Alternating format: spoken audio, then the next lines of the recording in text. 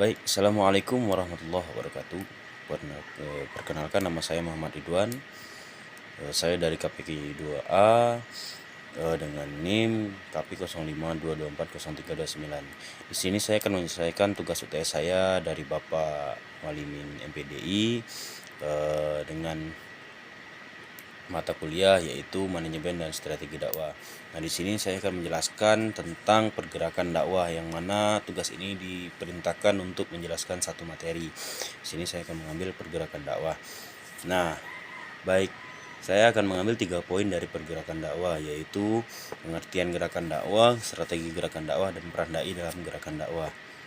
Kita masuk saja, tidak perlu berpanjang mukonimah. Yang pertama yaitu pengertian dakwah atau pengertian gerakan dakwah. Gerakan dakwah adalah upaya sistematis yang dilakukan oleh individu atau kelompok untuk menyebarkan agama Islam atau ajaran Islam dan mengembangkan masyarakat Islam. Juga usaha kolektif untuk mengimplementasikan nilai-nilai Islam dalam kehidupan masyarakat. Ia bersifat aktif, terencana, dan berorientasi pada perubahan. Hal ini melibatkan berbagai kegiatan yang bertujuan untuk meningkatkan pemahaman, pengalaman, dan penyebaran nilai-nilai Islam dalam kehidupan masyarakat. Secara umum, gerakan dakwah bertujuan untuk membentuk individu dan masyarakat yang beriman, bertakwa, serta mampu menjalankan nilai-nilai Islam dalam seluruh aspek kehidupan. Nah, untuk pengertian mungkin cukup itu. Dan yang kedua adalah strategi gerakan dakwah. Nah, strategi dakwah adalah cara untuk pendekatan yang digunakan oleh para dai dalam menyampaikan pesan-pesan Islam agar dapat diterima dan diamalkan oleh masyarakat secara efektif.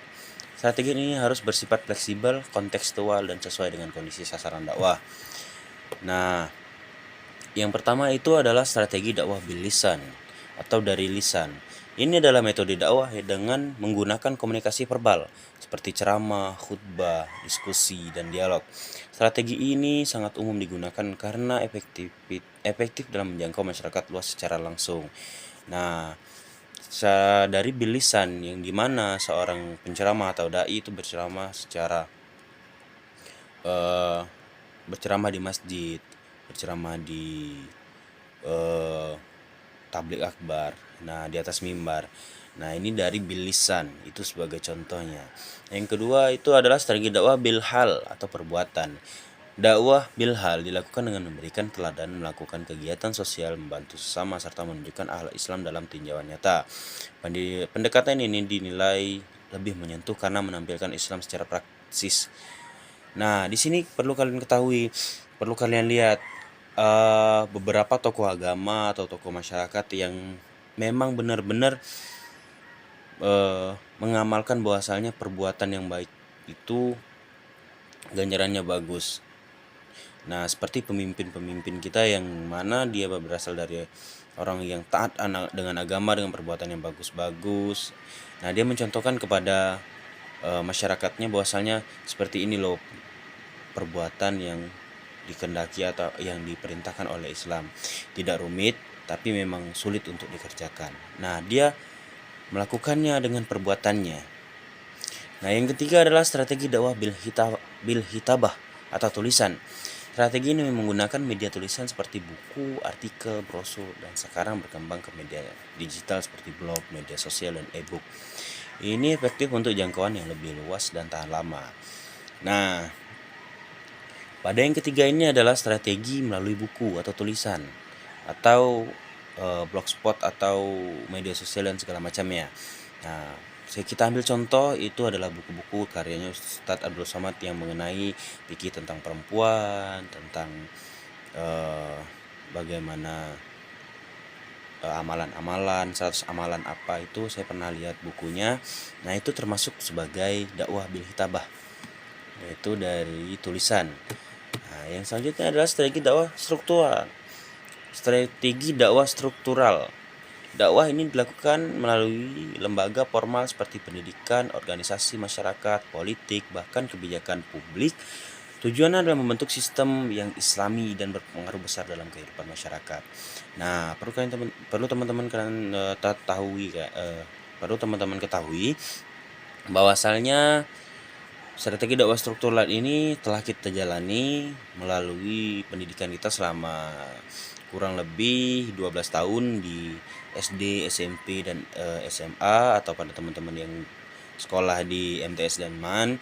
Nah, di sini kesempatan itu adalah termasuk dalam strategi dakwah struktural, yang mana mereka menempa bagaimana karakter kita yang Islami, yang bagaimana dicontohkan oleh Rasulullah, bahwasanya karakter Islami itu sebagaimana yang diajarkan oleh Islam. Nah, itu udah diatur di dalam pendidikan. Nah, seperti kita lakukan sekarang adalah perkuliahan. Nah, perkuliahan ini termasuk ke dalam dakwah struktural, di mana kita dilatih untuk menjadi orang yang dewasa, orang yang bisa berpikir kritis, yang mana Islam mengajarkan bahwasanya berpikir secara tenang dan berpikir secara layaknya orang yang bisa menyelesaikan semua masalah, tidak dengan kekerasan. Nah, ini adalah tujuan pendidikan juga. Nah, yaitu selanjutnya adalah strategi dakwah digital. Nah, dalam era modern, dakwah dilakukan melalui media sosial, podcast, video YouTube, aplikasi dakwah, dan website. Nah, kalau kalian sering melihat di TikTok, Instagram, atau segala macamnya, itu banyak sekali para penceramah yang mulai mengutarakan atau menyampaikan ilmunya. Nah, ini adalah strategi mereka menyampaikan melalui media sosial. Dan yang selanjutnya adalah materinya adalah peran dai dalam gerakan dakwah. Dai adalah seorang yang mengemban tugas menyampaikan ajaran Islam kepada masyarakat. Dalam konteks gerakan dakwah, peran dai sangat sentral karena ia tidak hanya menyampaikan pesan agama, tapi juga menjadi agen perubahan sosial dan spiritual. Nah, apa saja sih perannya? Kita jelaskan satu-satu ya. Yang pertama itu sebagai penyampai ajaran Islam atau mubaligh. Peran utama dai adalah menyampaikan ajaran Islam secara benar sesuai dengan Al-Quran dan Sunnah. Ia bertugas menyampaikan nilai-nilai tauhid, ibadah, akhlak, dan muamalah kepada umat. Nah, ini adalah tugas-tugas para dai atau penceramah. Yang kedua itu sebagai pendidik atau murabbi. Dai juga berperan sebagai pendidik akhlak dan keislaman. Ia membina umat dalam pemahaman Islam, baik melalui majelis taklim, pengajian, maupun pendidikan formal dan non formal. Dai itu bukan hanya ustadz yang berceramah dari masjid ke masjid, tetapi seorang yang mengajarkan bahwasanya ilmu agama di sebuah media media pendidikan atau media lainnya. Nah, yang selanjutnya adalah sebagai teladan atau uswah hasanah. Kepribadian dai mencerminkan nilai-nilai Islam. Oleh karena itu, ia harus mencontohkan nyata dalam ucapan, sikap, dan perbuatan, sebagaimana Muhammad SAW adalah teladan terbaik bagi umat manusia. Di sini kita lihat bahwasalnya sebagai teladan atau uswah hasanah, yang mana pendai atau penceramah atau yang memberikan contoh itu harus bisa memegang ucapan dan perbuatan. Nah, karena apa? Tidak semua orang mengetahui bahwasanya unzur maqala wala tanzur maqala. Lihat apa yang disampaikan, bukan lihat siapa yang menyampaikan. Orang melihat menyampaikan itu harus sesuai dengan apa perbuatan yang dilakukannya, sebagai teladan untuk contoh mereka bahwasanya dia mempercayai dai ini atau ustadz ini adalah bisa dipegang sebagai teladan mereka. Nah, selanjutnya apa? Sebagai motivator perubahan Islam. Dai tidak hanya mengajarkan teori keislaman, tetapi juga memotivasi masyarakat untuk memperbaiki kondisi sosial seperti mengatasi kemiskinan, kebodohan, dan ketimpangan. Ini adalah tugas dai, penceramah atau pengajar. Pengajar juga termasuk dai karena dia merubah atau menyampaikan hal-hal yang baik. Nah, perlu kita lihat setiap orang yang menyampaikan dia sebagai motivator perubahan sosial. Dia menyampaikan bahwasanya ini yang baik dan ini yang jelek. Maka seorang yang memahami, yang sudah mengikuti atau sudah belajar dengan beliau, atau seorang yang jadi dai, beliau akan pelan-pelan merubah hidupnya. Nah, di sini dia akan mengatasi.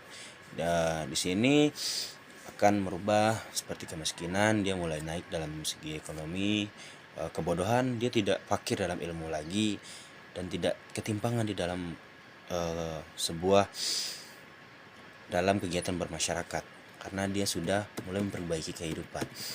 Selanjutnya apa? Sebagai mediator konflik.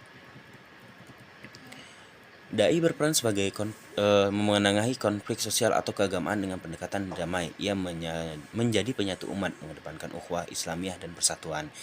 Nah, seorang dai harus bisa berperan sebagai mediator atau menengahkan sebuah konflik. Tidak boleh sebagai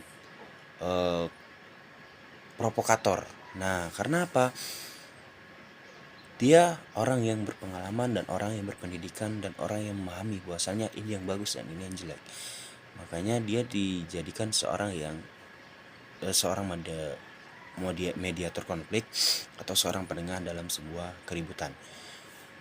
Dan yang terakhir adalah sebagai pemimpin umat. Dalam beberapa konteks, dai memegang peran sebagai penegak dan pemimpin dalam komunitas Islam atau Muslim, terutama dalam membantu arah gerakan dakwah, pengembangan masyarakat dan advokasi kebijakan yang Islami. Nah, dia juga memimpin buat umat untuk bagaimana melakukan sesuatu yang sebenar-benarnya hal yang bagus dilakukan. Nah, mungkin cukup sekian dari saya. Saya rasa udah selesai dari penjelasannya.